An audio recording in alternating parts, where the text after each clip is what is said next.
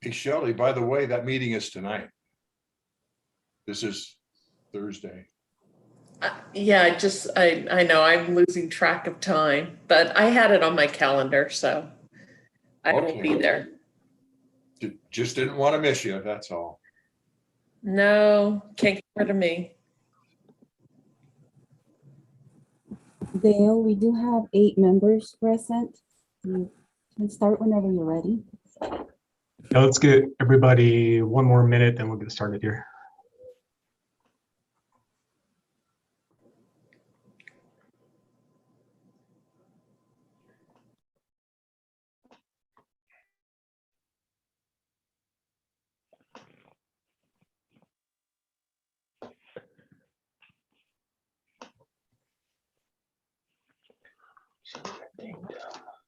No, I would rather go somewhere, do something else than $15. It's not much. All right, Yenny, we'll go ahead and get started. You ready? Yes, I'm ready. Great. So good morning. I'd like to call to order the Regional Transportation Commission of Washoe County Regional Road Impact Fee Technical Advisory Committee meeting to order. Today is Thursday, August 26, 2021, and the time is 8:31 a.m. Yenny, let's do some roll call. Okay. We have Alex Velto, Amy Cummings, Brian Stewart. Your audio is not Not coming through. Can you hear me? Yes, I'm here. Okay. Jim Rundle, Here. John Krimpadik, Here. John Erickson, Present. Kelly Mullen, Here, good morning. Craig Knudsen, Larry Chesney, Here. Mike Michelle, Here. Mitchell Fink, Here. Randy Walter, Here and good morning. Shelley Reed, I'm here. Ted Erkin. And for the RTC, we have Adam Spear, Here. Dan Dunges, Here. Jelena Williams, Here. Stephanie Haddock,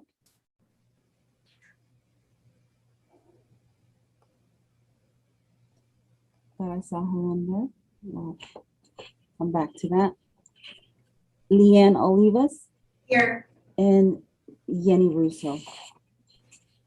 That's all I show. If I missed you, please let me know. It looks like Alex Belto is on the call. Okay, You're gonna respond. okay, thank you. Yes, I'm here. Sorry about that. Thank you, Mark you.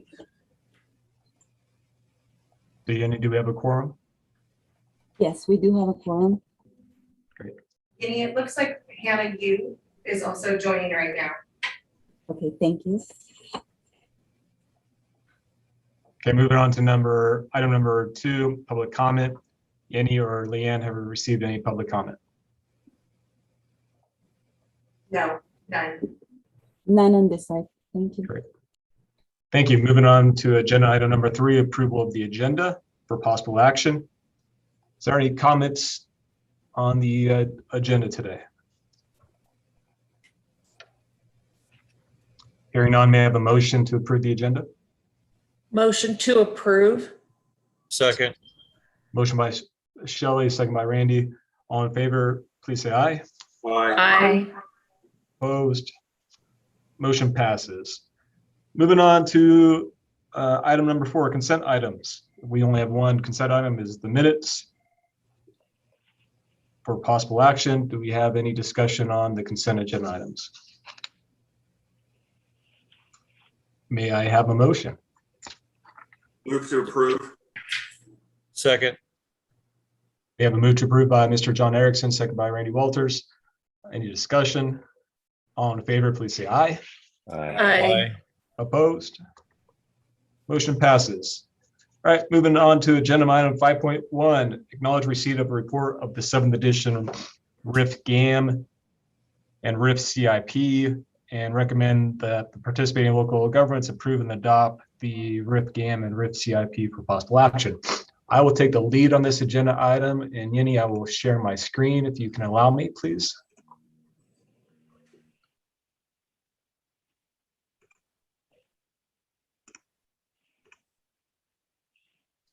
Can everybody see my screen?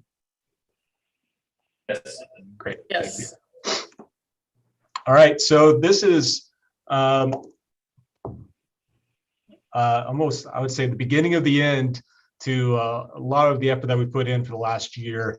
And I want to thank everybody's support, kind of reaching this final draft version that was included in your agenda packets. And we'll discuss what we have presented and what we're looking for recommendation to move forward for adoption for the 7th edition RRIF General Administration Manual and then the Capital Improvement Plan. So a little bit of background and why we're doing this and why did we go through this 7th edition. And this is in accordance to our interlocal cooperative agreement entered by the RTC, of course, Washoe County, City of Reno, City of Sparks. And so we as the RTC is responsible for periodic reviews of the RRIF program. And this review process was initiated by the approval of the long-term 2050 Regional Transportation Plan, or the RTP. And so the RRIF program uses the 2050 RTP, or the RTC's transportation planning efforts, as reflected in that document.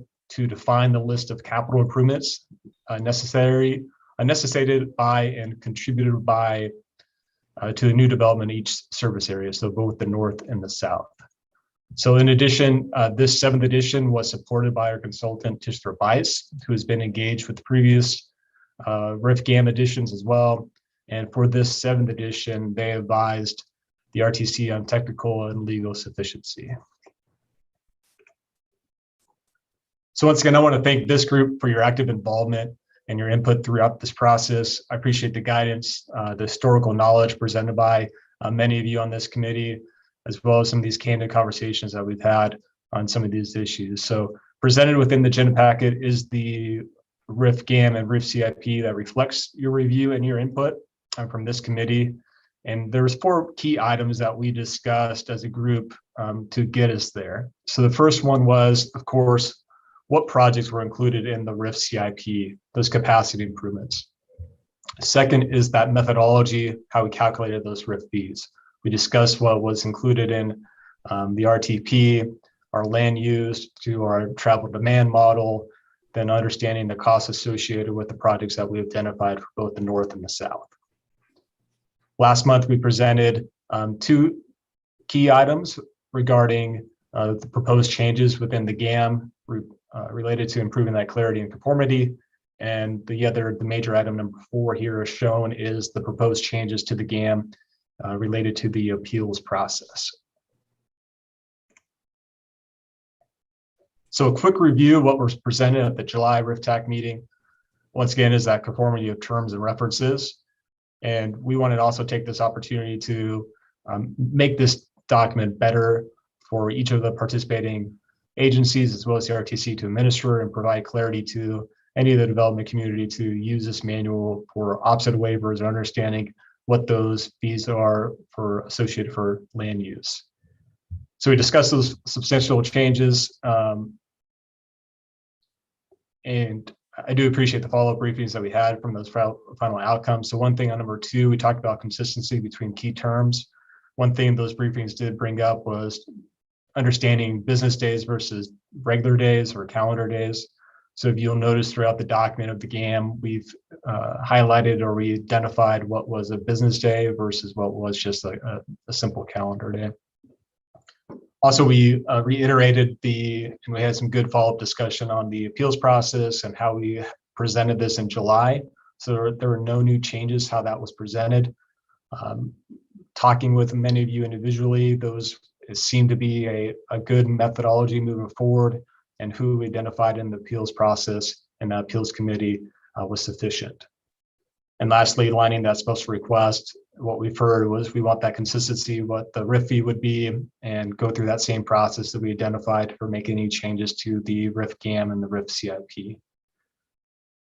On a related note regarding offset waiver agreements, we did receive a request to incorporate a typical section illustrating what would be an offset eligible improvements as part of the GAM exhibits.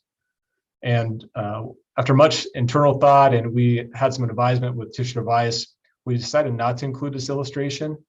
However, I do believe it is a good tool to use and have. And I would recommend, and we can discuss this further, that we develop this typical section and post it on our RRIF webpage as an example of a possible offset eligible improvements, and provide more clarity on our website, what we would expect and what we would see as a typical offset eligible improvement, and provide some examples how that agreement process would move forward. If we tied that with the RRIF GAM, if we wanted something we illustrated in there was incorrect, or we did not like how we were administrating it, we'd have to go through this whole process again. And I don't believe that's in our best interest to do that. And the last item I want to discuss is the revisions to the Word document of the RRIF Capital Improvement Plan. And this is in the agenda package as well. So just to reiterate, over the last 6 months, we went in deep conversations on the methodology and the development of these RRIF fees. And this information remains consistent with what was previously presented. And what we've done here is just presented this in a Word version. So everything you see on this flow chart just reflects what's in that Word document of the RRIF CIP. And a few things to bring to your attention of what these revisions are in this document. And in other words, I like to say is really explaining in a word format what we do to develop this fee. Give an inside look into the black box per se. So there's 4 items that we identified to help read through this RIF document, CIP document. It's more that, once again, that conformity of the NRS, Chapter 278B of impact fees of new development. This one, just make sure we align and talk through the process as is outlined in NRS. The second one we'll spend a little bit more time on is the clarity of the RIF network definition. We'll talk about that in the next slide. The third bullet point here is the list of projects of each of the service areas is divided in Exhibit C. So if you take a look at Exhibit C, once again, this is information that is previously presented and agreed upon, what's included in our RIF CIP. And then lastly here is that updated RIF fee schedule. So there's some questions since we reviewed the RIF game in July about this definition of how all the definitions work together. And this is important to understanding what is the RIF network. And this RIF network is, as you read in this top sentence here, it only includes arterials and collector streets and roads that meet the criteria below that are either existing or planned in the first 10 years of the RTP. So what we're saying is, in order to consider to be the RIF network, it has to be on the list of projects identified in the RIF CIP, either in the North Service area or the South Service area. And then the definition here, I just copied and pasted from the RIF CIP here, talks about what NRS authorizes us to do. If we go down, this just explains what the impact fees and facility expansions regarding capacity versus existing. So this is just a quote from NRS, but the next page here, which further includes in the RIF CIP, talks about, once again, how does this get onto the RIF CIP and this, RIF network. So if we take a look at the number 1, 2, and 1, 2, and 3, we talk about the categorizations of what arterials are categorized as either high access control, moderate access control, or low access control. And once again, we tie this all back into what the planning documents have in the 2050 RTP. And then we talk about number 4. This conversation came up before about collectors that have forecast volumes, about 14,000 average daily trips at build out. And once again, this is part of that methodology that helps us get these projects on that list. So once again, is if the project's on the list of our CIP, then it is included in our RIF network. So these are the methodologies and criteria that help develop that list of projects. And the last one, of course, freeway and highway ramps that connect to arterials or collector streets and roads that are included in the RIF network are considered arterial or collector streets and roads. So if you notice, there's some areas that we include interchanges, but we talk about their freeway ramps would be included in that justification for the RIF network.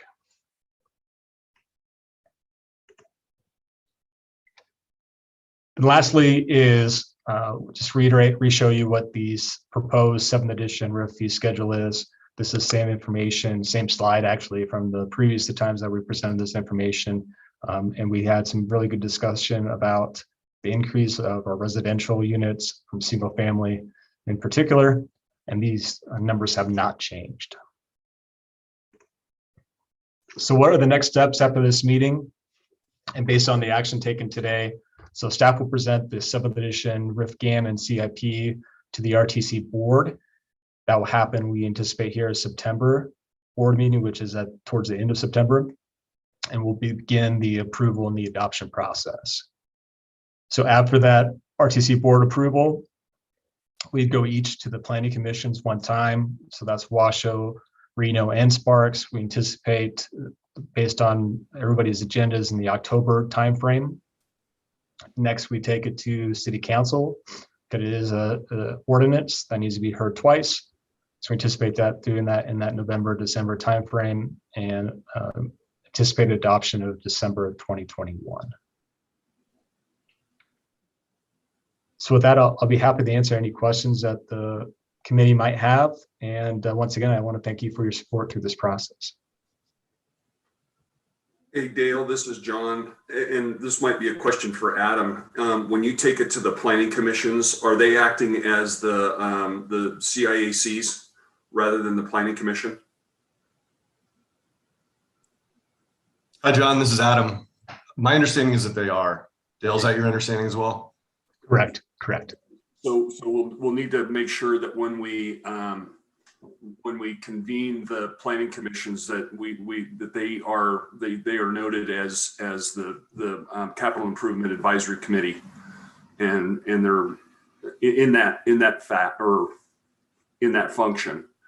So I just want to make sure that the other agencies are aware that that's how that impact fee NRS works. And that's why I think too, John, just to reiterate that point, that's why we have representatives from each of the planning commissions on this TAC to help that process kind of iron itself out, right? Okay, and Dale, then the plan will be is to implement the new fees January 1 of 2022. Correct. I think depending on the adoption date and what makes sense for each of the agencies, we do so. I would not anticipate doing another indexing. I would have to discuss further with council and with Adam here to understand that timing. So I do not anticipate going through another indexing. Okay, so I just want to make sure that Teresa is aware that we will be implementing the new fees on January 1, because she reaches out to all the developers just to let them know that the fees are changing. Sounds good. Okay, thank you. Dale, is this not required to go to the county commission? Good catch, Jim. Yes, it should say Board of County Commissioners as well. Excuse me. Okay. Yeah. So each of the three local agencies. All three. Yep.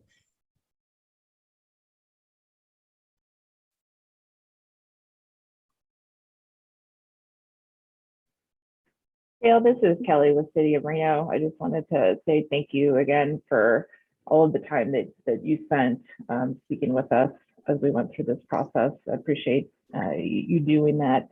And then from the perspective of Reno planning, just noting for the future edition, we look forward to talking through the possibility of establishing lower fees for smaller housing products on that exhibition. Thank you, Kelly.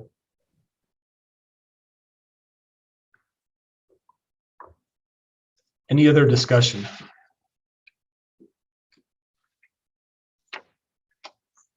May I have a motion? I'm going to move for approval as presented by Dale Keller, John Krompottek. I'll second it. Randy Walter. Thank you, John. Thank you, Randy. Any further discussion? I'd just like to weigh in on, I think we have a beautiful product here, and I appreciate the work of everybody on this committee and particularly the RTC staff. So thank you very much. Yeah, Dale, I'd like to echo that. I think your help and the help of the staff has been very good on this process. It's opened up the black box to all of us. I think that's been important in terms of how we approach this and how we get to these numbers. So I'd like to thank all of you for your help on that. It was very, very helpful. Thank you, Randy. Any other discussion? Dale, I have some. On John's motion, it's a recommendation for approval.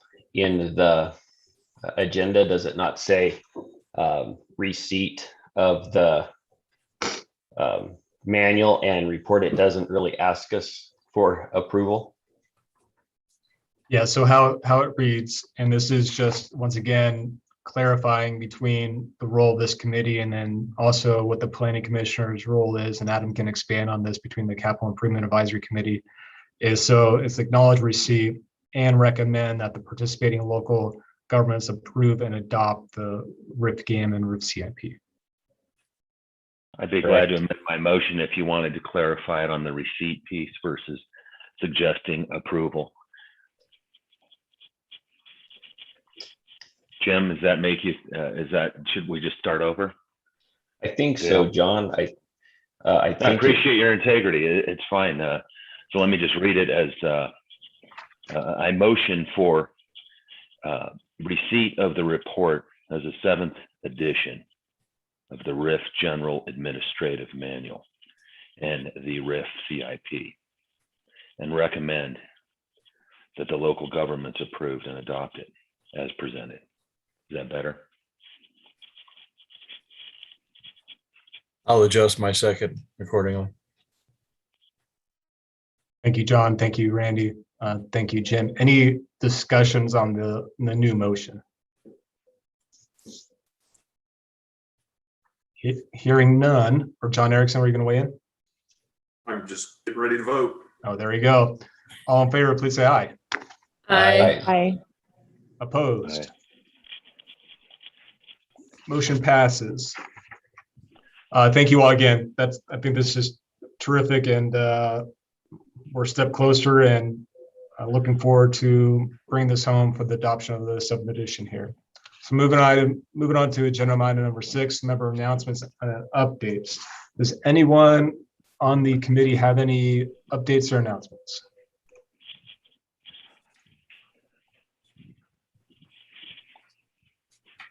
I would like to add one thing just for future meetings as we move on. We will look to have a meeting in September. We'll discuss internally if we have enough items to discuss and talk about. As part of these briefings this last month or here earlier this month, we discussed there's some interest to have a presentation on how many offset waiver agreements have we done, what is the amount of those, as an agenda item. Also, there was some conversation about how is the RTC and the local agencies been spending the RIF revenue that comes in, where are they going, where are they, what's the plan moving forward to what projects are being spent for RIF revenue. Then lastly, there was some inquiry on looking backwards at our previously 5th and 6th editions in our RIF CIP, how much of those projects were built? Did we use RIF funds on them? Just understanding where we've gone in the past. Then of course we have other agenda items that will be ongoing, such as more in-depth research on affordable housing.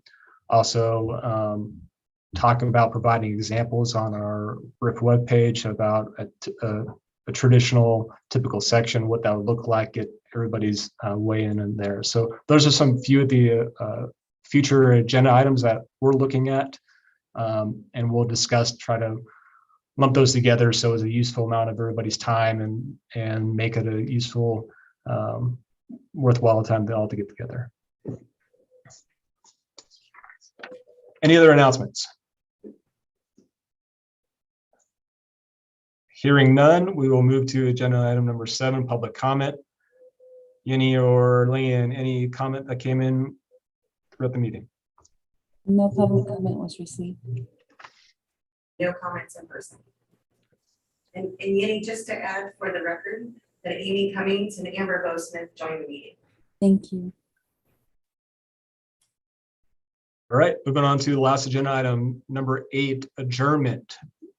Do we have a motion for adjournment? Chesney, move to adjourn. Thank you, Second. Chesney. Thank you, Shelley. Any other discussion? All in favor, please say aye. Aye. Aye. Opposed? Motion passes. The meeting is now adjourned at 8:56 a.m. Thank you. Thank you, very much. everyone, for your involvement. Thank you, everybody. Thank you. Thanks.